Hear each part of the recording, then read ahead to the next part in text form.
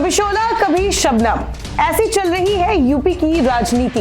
SB-SP chief Rajbhar और प्रसपा अध्यक्ष शिवपाल यादव अचानक बीते दिनों लखनऊ में सीएम हाउस में नजर आए।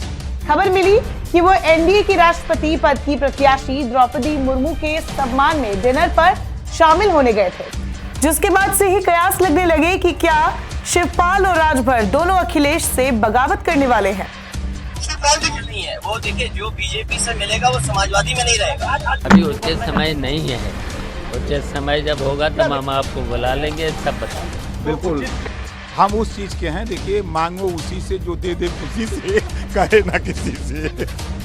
विधानसभा चुनाव में जितने दमखम से समाजवादी पार्टी लड़ी थी, चुनाव के बाद सब बिखरता दिख रहा है। चुनाव में 100 सीटों की चाह रखने वाले शिवपाल को जब एक सीट पर चुनाव लड़ाया गया था, वो भी सपा के चुनाव चिन्ह पर, तभी शिवपाल और अखिलेश के बीच मनमुटाव शुरू हो गया। यूपी की राजनीति में अपना अस्तित्व तलाश रहे शिवपाल के बारे में भी काफी वक्त से कयास लगाए जा रहे हैं कि वो अपने भतीजे अखिलेश को झटका दे सकते हैं।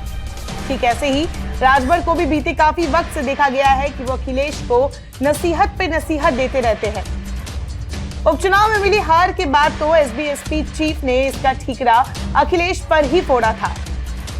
राजभर कहते रहे हैं कि अगर अखिलेश एसी रूम से बाहर निकलकर जनता के बीच नहीं जाएंगे तो सपा का हाल भी कांग्रेस और बीएसपी जैसा हो जाएगा।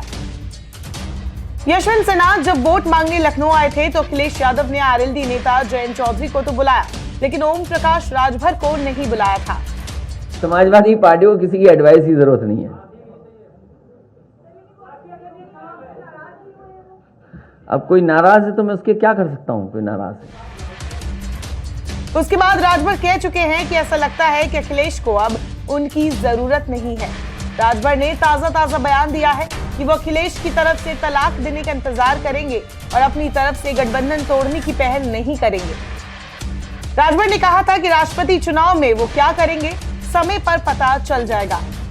शिवपाल यादव और ओपी राजभर के अलावा जनसत्ता दल लोकतांत्रिक के अध्यक्ष रघुराज प्रताप सिंह उर्फ राजा भैया और बहुजन समाज पार्टी के विधायक उमा शंकर भी शामिल हुए। जनसत्ता दल लोकतांत्रिक के प्रमुख रघुराज प्रताप सिंह ने पत्रकारों से बातचीत में ये बताया कि उनके अलावा राजभर, शिवपाल यादव और उमा शंकर सिंह भी डिनर में शामिल हुए थे। आज की भारतीय जो परिस्थितियां हैं उसमें द्रौपदी मुर्मू जी का प्रत्याशी बनाया जाना ये बहुत महत्वपूर्ण बात है और इसके लिए प्रधानमंत्री नरेंद्र मोदी जी को साधुवाद।